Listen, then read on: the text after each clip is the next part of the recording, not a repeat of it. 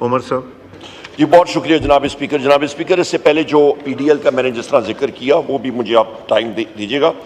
सबसे पहले जनाब स्पीकर, क्योंकि ये बजट प्रोसेस जो होता है ये सिर्फ एक प्लस या माइनस रेवेन्यू और एक्सपेंडिचर का नहीं होता है, ये एक होलिस्टिक प्रोसेस होता है और ये इस अजम्पशन पे होता है कि मुल्क में अमन होगा, बॉर्डर्स आपके सिक्योर होंगे, इन्वेस्टमेंट आएगी, आपकी टेरिटोरियल इंटेग्रिटी डिपेंडेंट है आपके क्रेडिबल डिफेंस पे, जो कि डिपेंडेंट है आपकी स्ट्रॉन्ग इकोनॉमी पे, जो कि डिपेंडेंट है आपकी नेशनल कोहीजन पे।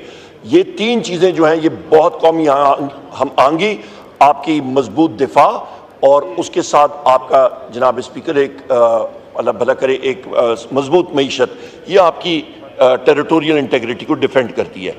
जब हम बात करते हैं जनाब स्पीकर टेरिटोरियल इंटेग्रिटी, उससे पहले मैं एक बात करूंगा कि एक बंदर के हाथ में आप माचिस की तीली दे दें, उससे तो पूरे जंगल को हर जगह पे आग ही आग फैलानी है।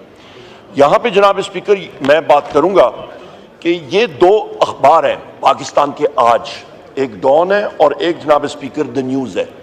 इस पे वाजे तौर पे लिखा हुआ है, इन्होंने भी अमेंडमेंट आपकी लिख दी। Does he support this government, does he support की ये बात करें कि जी ये डिफेंस मिनिस्टर की इन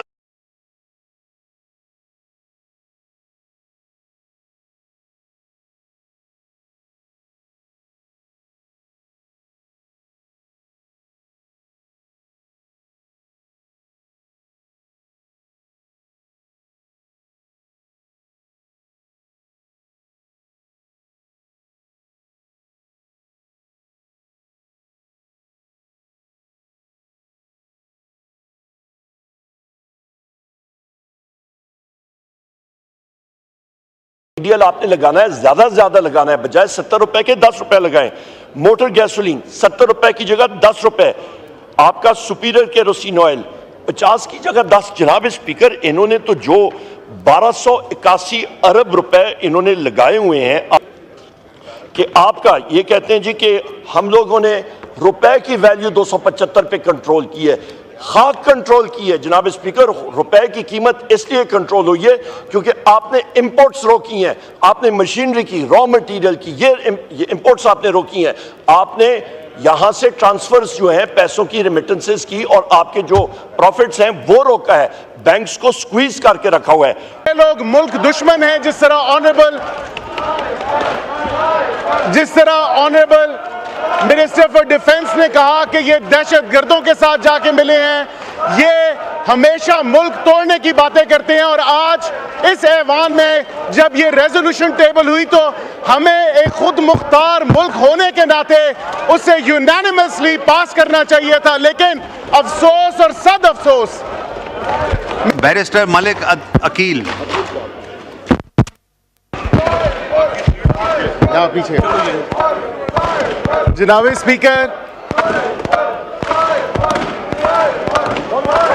speaker, thank you very much, आपने मौका दिया। आज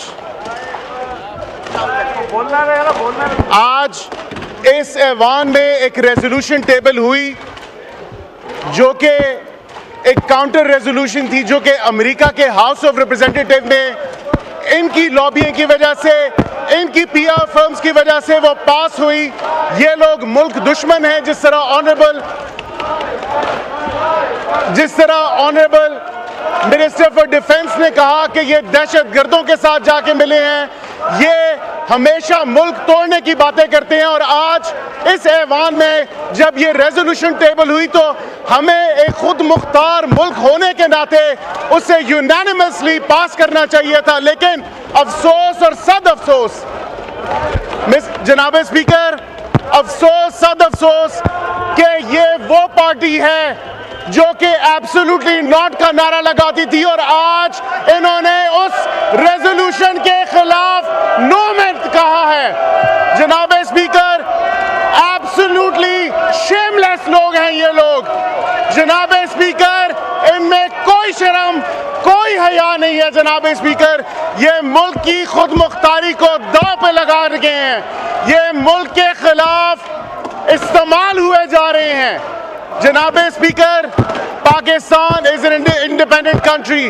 जनाब स्पीकर, हम एक खुद मुख्तार मुल्क हैं, लेकिन अफसोस होता है कि ये क्लेम तो करते हैं कि पाकिस्तानी अवाम ने इनको वोटें दी हैं, लेकिन इनका कॉन्डक्ट देखा जाए जनाब स्पीकर, ये लोग मुल्क गद्दार हैं, ये लोग लॉबिंग फर्म्स के जरिए जनाब स्पीकर वहां पे पीआर फर्म्स हायर करके रेजोल्यूशन टेबल करते हैं जनाब स्पीकर।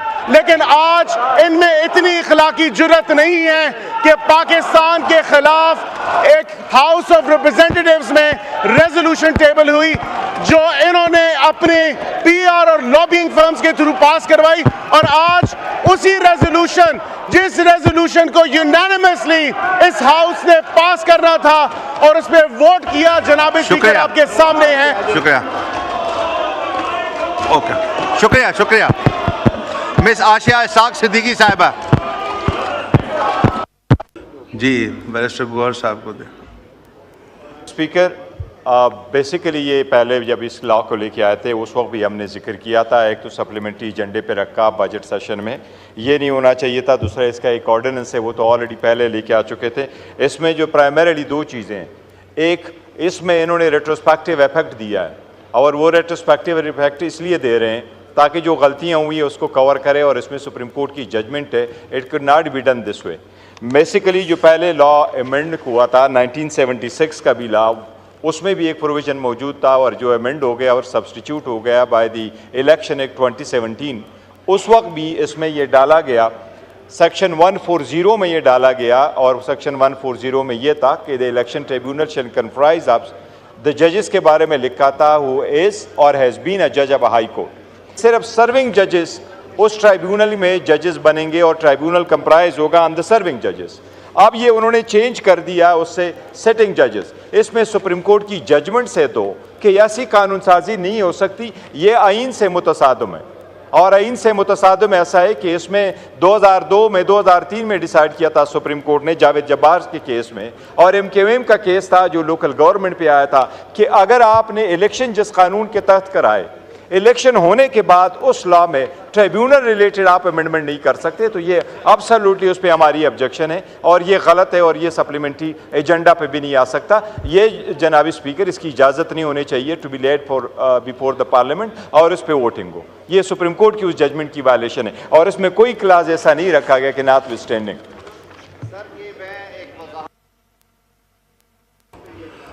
जी, मिनिस्टर साहब का जावेद जब्बार केस का जो हवाला दिया गया सर, वो क्वालिफिकेशन और डिसक्वालिफिकेशंस के बारे में थी, और उसमें कहा गया था कि इलेक्शन होने के बाद आप कोई ऐसी चीज़ इंसर्ट नहीं कर सकते।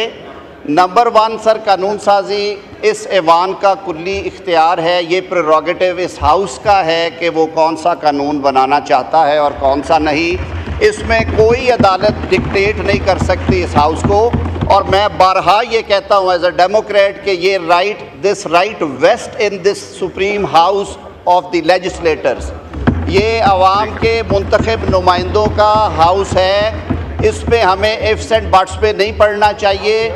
और जिस जजमेंट का हवाला दे रहे हैं, I am on the floor of the house, मैं कह रहा हूँ कि उसके फैक्ट्स बिल्कुल फ़र्क है इस अमेंडमेंट का उस अमेंडमेंट। ये प्रोसीजरल इन नेचर है, वो qualification and disqualifications to become member of senate था। इलेक्शन प्रोसेस किक इन होने के बाद अमेंडमेंट की गई, और वो लोग उससे डैमेज हुए जो कि at the time of filing of nomination papers otherwise eligible थे। वो एक फंडामेंटल राइट था जो टेक अवे हो रहा था, तो उन्होंने कहा इस तरह नहीं, इस तरह होना चाहिए। सर, ये एक बिनाइन अमेंडमेंट है, और उसका मकसद जो टाइम लाइन्स हैं उनको उससे सिंक्रोनाइज करना है। और कंसेंसस डॉक्यूमेंट, मैं बारहा ये कह रहा हूँ कि 2017 के इलेक्शन एक्ट में मेरे सीनियर्स यहाँ पे बैठे हुए हैं, एक भी डिसेंटिंग वोट नहीं था। जो सिंगल मेंबर पार्टी थी, शेख रशीद और एजाजुल हक साहब, वो भी उसमें बैठे थे, और ये दर्जनों मीटिंग्स के बाद तय हुआ था। इसमें किसी कॉमा फुल स्टॉप का फ़र्क नहीं है, ये वही 140 ओरिजिनल शक्ल में बहाल हो रहा है। मेरी आपसे इस्तदा होगी कि हाउस की सेंस ली जाए सर इस पर। शुक्रिया। आलिया कामरान साहब। जी शुक्रिया डिप्टी स्पीकर साहब। पहले तो जो मैं एतराज़ करना चाहूँगी मोहतरम अपने वुज़रा से भी, कि सर हमने ये एक वतीरा बना लिया है कि हम कानून साजी को उसके बाकायदा जो तरीक़ाकार है उसके ज़रिए नहीं कर रहे। मुझे वो बिल बता दीजिए, उनकी तादाद बता दीजिए जो हमने इस रूल्स को सस्पेंड किए बगैर जो है पास करवाए हैं इस हाउस से। तो सर हम इस पार्लियामेंट की बेतुकीरी तो खुद ही कर रहे होते हैं। क्यों, जब रूल्स के अंदर है कि एक बिल कमेटी से आएगा 2 दिन के बाद उसके ऊपर जो है किसी का दिल करे अमेंडमेंट दे नहीं दे और बाद में उसके ऊपर डिस्कस करके पास करवाया जाए। तो मोहतरम, मुझे सबसे पहले इतराज़ इस चीज़ पे है कि रूल्स को सस्पेंड करके हमेशा आप अपने हर नेक काम को भी मुश्तबा चीज़ों में लपेट कर क्यों अवाम के सामने रखते हैं, क्यों मौका देते हैं अपोजिशन को भी इस पे बात करने का। सर एक बात, दूसरी बात मैं आपसे रिक्वेस्ट करूंगी कि एक कमेटी के अंदर अगर आप इवन ये भी कहते हैं कि कमेटी के 20 रुकन थे और उसके अंदर हमारी भी फ़र्ज़ करें कोई जमात का बैठा हो बंदा और उसने एग्री भी किया हो, तो क्या ये सही नहीं है कि उन 20 लोगों की राय और यहाँ पर आपके पूरे अवाम की राय, इतने ज़्यादा लोगों की राय कुछ बेहतर फैसला कर सकेंगे? ये कानून साजी हम किसके लिए कर रहे हैं? अवाम के लिए कर रहे हैं ना जी। बताइए मिनिस्टर साहब, बेहतरी के लिए कर रहे हैं ना, इसमें कोई गलत चीज़ तो नहीं है। तो फिर ठीक है, आप इसको आराम से मंडे को ले आएँ, 2 दिन का टाइम दीजिए, हम इसको पढ़ते हैं। अगर इसमें कोई शक वाली बात नहीं है, सर पहले मैं ये कहूँगी, आप इसको इस तरीके से प्रेजेंट करते हैं कि हम ऐसे ही बेशक दाल बिल्कुल साफ हो, बाहिर लगना शुरू होता है कि अच्छा ये तो सारी दाल ही काली है। सर मोहतरम, सिर्फ दूसरा मैं आपसे ये सवाल करूँगी कि आपने क्या पीपी और नून लीग ने उस वक्त हाजिर सर्विस जजों की तैनाती के हामी नहीं थे? मुझे सिर्फ इसका जवाब दे दीजिए। और मोहतरम, जो इल्ज़ाम बकौल आप कहते हैं कि आप पे लग रहा है फार्म 47 के हवाले से, चले माना वो इल्ज़ाम है या कुछ लोग सच कह रहे हैं, तो आप उस इल्ज़ाम के ऊपर मोहर साबित कर रहे हैं कि आप लोग डर रहे हैं, आप लोग चाहते हैं कि हाजिर सर्विस जजेस को हटा दिया जाए और उसकी जगह रिटायर्ड जजेस को ला के आप लोग अपनी मर्जी का काम करते हो। इसलिए प्लीज़ अपने ऊपर जो शक आपके ऊपर आ रहा है उसको, इस शकू को शबात को ख़त्म कीजिए और सिंपल जो है टाइम के मुताबिक और शुक्रिया, आपका पॉइंट ऑफ व्यू आ गया, आपने अपोज किया। ये उमर अयूब साहब का माइक पर जी, बैरिस्टर गौहर साहब को दे।